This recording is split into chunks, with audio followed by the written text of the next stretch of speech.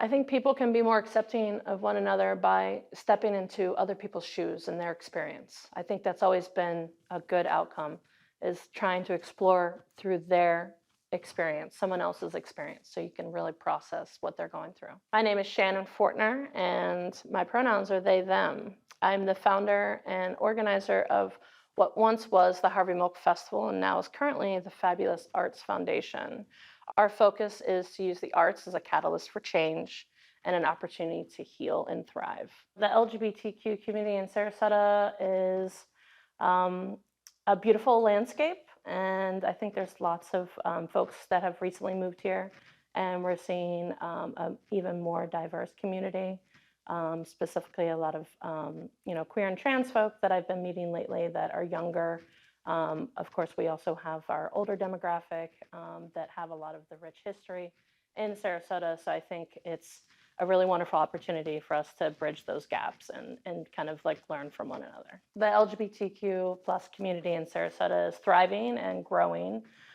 Recently, we've been getting a lot more younger folks moving to town, which has been really wonderful. And I think that it is an opportunity for the community to grow, learn, inspire, and educate one another. So I think we have a really wonderful opportunity to see the community thrive even more. Recently, we've been seeing a shift in support for the LGBTQ plus community. And I definitely feel that it's reflected on some of the legislation that's been currently being passed in Florida and other states through the US. And we even recently had the DHS announce that there is a terrorist cell that is a threat for the LGBTQ plus community. So definitely with everything that is taking place, I definitely think that in light of the pandemic and the Trump era, I think it's really culminated to, unfortunately, having a big shift on the support that we have had and seen in the past, and almost as if we've went back to the 70s or even 60s or even 50s, honestly. So I think it definitely plays a role. And it also affects the youth, when we're seeing that, administrations are passing legislation that specifically are targeting them, and they're not even of age to vote. I think, with even the school board in Sarasota, it's just shown a lot of change, and definitely the opposite direction of what I thought we would be in for 2022, 2023 even. So it's been difficult to wrap our heads around, especially people that have been doing the work for a very long time. The administration is recently passing a bill that will protect marriage equality. In light of everything that we've been seeing on the political landscape, it definitely has been something that people have feared that would be taken away. Is definitely a large feat for the LGBTQ plus community, and took a really long time. So it's really important that we have things in place so we quit doing the back and forth of is it not, protect it. So this is a really wonderful opportunity that we can move forward and stop being fearful of losing something that we fought so hard for. Discussing fear, I think in Sarasota has been on the topic in conversation recently that I've had with a lot of folks, especially when it came time to have the vigil to honor the folks lost in the Colorado Springs shooting. And again, going back to the Pulse shooting, that was probably one of the hardest things that we did. Eddie Sotomayor, who was definitely involved in our community, who we lost during the Pulse shooting, definitely affected and shook up the community. And actually the conversations I had recently were they're still in fear. They don't do the same things they did. They don't go out to meet friends at bars or do things that they normally would do because they're still pretty shooken up and they feel like they lost that safe space. And I know when we say bars, but specifically for the LGBTQ plus community, bars have always kind of been a haven and a safe space for the community. So a lot of people have been having conversations around that and discussing, do they feel safe? And people they don't feel safe. But our motto is just to keep pushing through and being visible, creating safe spaces, and not letting hate win. I actually have an email, like a folder in my email that is harassing, threatening emails. From doing events that provide visibility. Um, yeah, sure. I mean, we had protesters for about 5+ years once we left Rosemary District and went to Five Points Park. And watching the community struggle and overcome that was really beautiful and powerful. It's like something that I thought at that time that we wouldn't experience. And it was pretty intense actually to watch in the very beginning. Working with SPD, we kind of figured out like a way that we could hold space, still have our events, and find a way that we could still create a safe space, even though they were in our space. And it was very ugly, harmful things that they would say. And seeing the youth kind of be confused by it, they'd never experienced anything like that.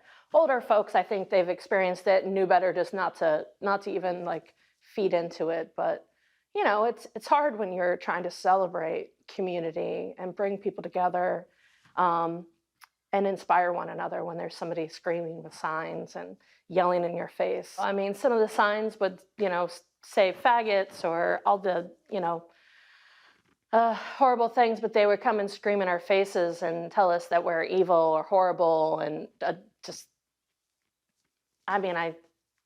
think I'd be a little triggered if I really went too much further into what they said. But I think a lot of people really struggled with it. And over the years, it started to where we realized that we had the power, and we took the power from them being there by almost surrounding them with signs and things that kind of covered them up. And they had bullhorns, so they would kind of come through, but we also were doing a music festival. So it was, we would just kind of turn it up a little bit more to kind of overpower them. But it was a difficult thing. And then also some emails from,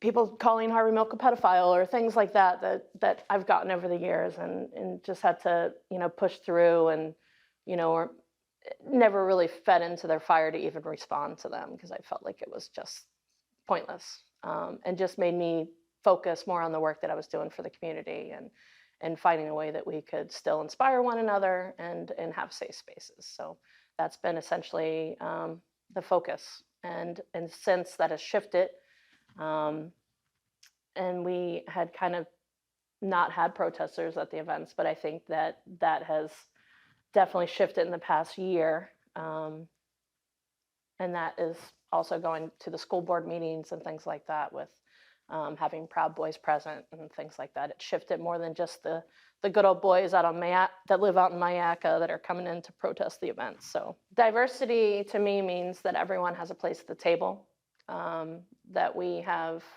folks from all over the world that are in our community, that have different ethnicities, that have different backgrounds, have different experiences.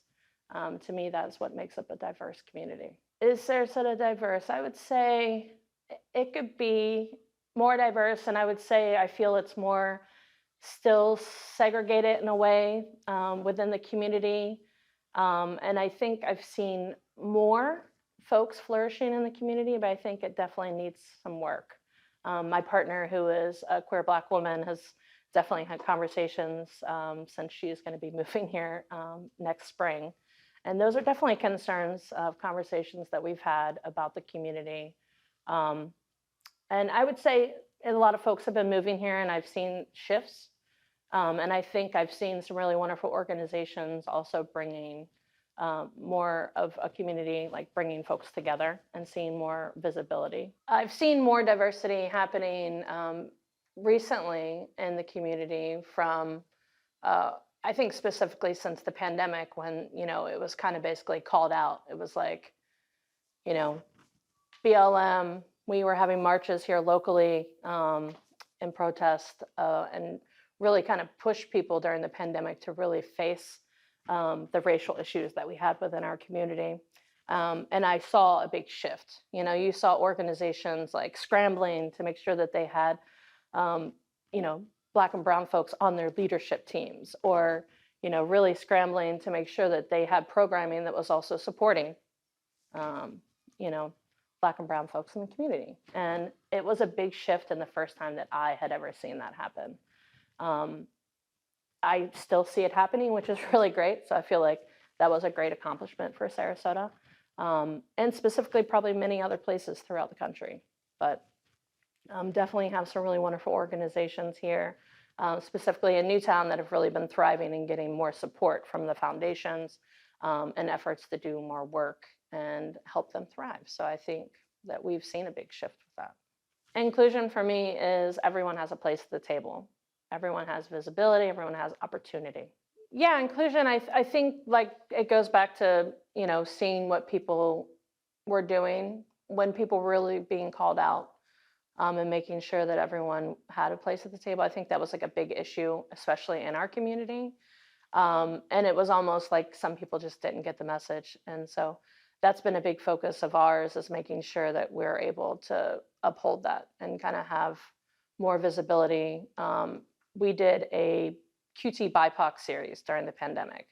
And that was essentially basically all I did after we did our 3-day festival. Was we focused on doing like a vlog series that was specifically QT BIPOC folks sharing their stories, and also inspiring folks with the work that they were doing in their communities. And it was from folks all over the country that participated in this series. And so for me, that was a really big focus and opened the door to really work with some really wonderful humans that were doing magical things. Currently, we've seen pockets of racism even approaching the school board meetings. That's been a big focus that we've been struggling, is the really alienating a lot of the meetings. They've been coming in getting very ugly and aggressive with folks that have come in to support specifically LGBTQ plus youth. And with that has really become like an aggressive platform, where people are just trying to go and support and speak out. And we've seen Proud Boys definitely with a presence there, and they've been definitely more aggressive over the time. So for LGBTQ plus youth in schools right now, I think that they struggle with, still bullying is always a thing that's always going to exist, unfortunately. But they think differently. I think that they are a lot more evolved when it comes to judging one another. It's almost like they don't care, and they've watched like the older generations kind of struggle with that, and they just don't want to be bothered. They have other things that they want to focus on. And so having conversations with younger folks right now has been specifically like, why are we talking about this, type of thing. But then when older folks are implementing legislation that is specifically targeting them, it has left them to feel alienated and confused and conflicted with who they are, when otherwise they would have never.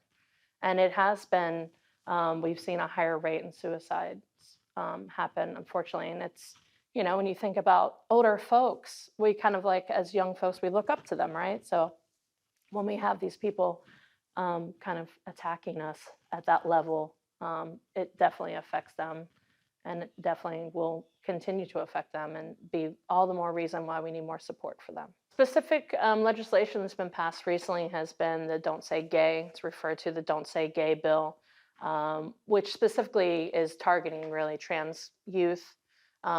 It's basically them trying to control the narrative and not offer support, and really to kind of have teachers feel really on the edge of knowing like what is safe and what is not to talk about, because they're really just promoting inclusivity, equality, but it's being twisted. Their words of affirming like equality towards our youth is being manipulated and controlled by folks that are kind of turning it against. And it's basically all we've ever really wanted was for our youth to feel safe and supported, and to feel like they have someone that they could talk to, right? To avoid suicide, or to help them feel seen, right? And now we're taking that away from them, and they're starting to struggle even more. So it's been very difficult for that. And also access for affirming care has really been a big target currently, that they are taking away access to affirming care. And I've talked to younger kids that are struggling with who they are and feeling really unsettled in their own skin, and to watch these these people struggle. And even the older generations, they now are starting to come out and tell their story. And so I think it's getting away from people having to lie to themselves or hide. And that's the shift that we've seen. People aren't lying and hiding anymore. And they're just controlling the narrative with some of the legislation. And it's really going to leave a really horrible aftermath. So when I was 8 years old, possibly younger, but 8 was really what sticks in my mind, is I was playing football with the kids in the neighborhood and tackling the boys and looking up to see if any girls noticed me. And it was still, I grew up in Kentucky, so it was I went to a Baptist church, and it was very confusing for me personally, but didn't really have any support except for like a hairstylist that was this gay man. And for some weird reason, I felt a lot of comfort with him and safe. And we would have conversations, and he was the only person that I could talk to about my feelings for this girl that lived in my neighborhood. So I definitely struggled with that, being in a community in Kentucky where there was no access to support or no organizations like Also Youth or, these things that we have here in Sarasota. And so when I moved here to Sarasota and started doing the work, even before I started Harvey Milk Festival, I've always supported Also Youth because the work that they were doing, I think, is just so important for kids to have access to a safe space, and that's something that I didn't have. And that's something that is really wonderful about Sarasota, is because we have a space like that. And it helps people thrive and feel safe. And for folks that didn't have that, like myself, it's huge. It's enormous because there's still small towns in the world that don't have that. One of the biggest moments in my career has been we awarded a young man an art scholarship. And in his award ceremony, he spoke about this experience that he had where he had tried to come out to his therapist. And he had a really horrible experience with a therapist kind of like turned it against him and saying that's not really a good idea, and kind of manipulated the situation to where he didn't feel safe. And he had been contemplating suicide. And he shared the story about how he had read that the Harvey Milk Festival was taking place in the Herald Tribune. He saw it in the ticket or something. And he ran out of the house and didn't tell his mom where he was going, and he caught the scat bus to go downtown. And he said when the bus opened the door, it kicks out that gust of air. And it was kind of him accepting him for who he was. It was like him taking his first breath of him accepting his journey, of his true self, and not acknowledging what had been discussed with his therapist or his family. And he came to the festival, and he found his community. He was surrounded by young folks, and he made new friends, and he felt seen, and he saw the community coming together and celebrating what he was so scared to be. And so it just, that visibility is just so important. And for me, so whenever I feel stressed or overworked or anything with the work that I'm doing for the organization, I think about moments like that, of people that found the community that they were looking for. I think we should be accepting of one another, because at some point we're going to get to where we literally aren't even looking at one another in the eyes. In a community where Sarasota specifically, I feel like we constantly know one another, and it's starting to shift because we're being polarized. We're being almost pulling apart, where we were a tight-knit community where we knew one another, we saw each other, we could acknowledge one another, but that's shifting because we're almost like, it's as if like folks don't know the correct language, so they'll avoid talking to a trans person because they don't want to say the wrong thing. So it's like they're scared to learn. They're scared to feel confident in a conversation, so they'll just avoid people. And I think that's sad. I think that we need to get back to experiencing like that small community mentality of where we know one another. And it's just also like the disconnect from the pandemic. It's like we're so disconnected. So finding a way to get back to that is, I think, experiences and learning from one another. Because if we're not learning from one another, we're just on our tablets or our phones and having other people build our own experiences instead of actually living for our own experience. The word community to me means everything. I mean, without community, it's the rock, it's the support that we have, it's how we flourish. It's something I didn't have as a young child. At least I didn't feel like it until I moved to Florida and Sarasota, which is ironic enough, but that's community has really been a precedence for me with all the work that I do. It's my motto is community focused, community driven, and it's to remind people about the work that we're doing, that it's community members doing the work, and that it's focused around our community, making sure that we're doing the work with true intention. A thrivable community is a community that is accepting, that is willing to explore change and willing to grow. A community can thrive by pushing boundaries, growing, exploring new avenues, not being stuck in our boxes. I think not being scared of change. I think that is how a community can thrive, is not being scared. I think, and with the anticipation of growth through learning and exploring experiences together. The most beautiful thing I've seen in Sarasota was me walking through one of the Harvey Milk Festivals at Five Points Park and kind of feeling like a proud human of seeing how the community could come together and thrive and inspire one another, and just seeing everything kind of fall to the wayside, and experiencing that beauty of just true community, and in the heart of downtown, which was just such a wonderful experience that I wasn't sure that we would get to, but we did that. So that's probably one of my favorite moments.